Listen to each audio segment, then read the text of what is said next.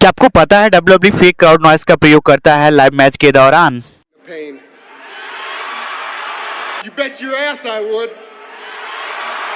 Actually होता यूं है कि ऑडियंस बैठे हुए स्टेडियम में जब किसी रेसलर के ऊपर रिएक्ट नहीं करते तो तभी वहीं WWE फेक क्राउड नॉइस का प्रयोग करता है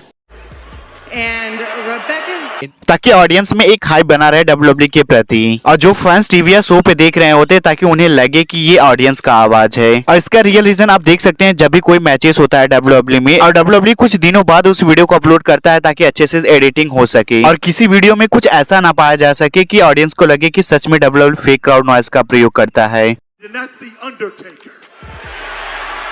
Batista making history.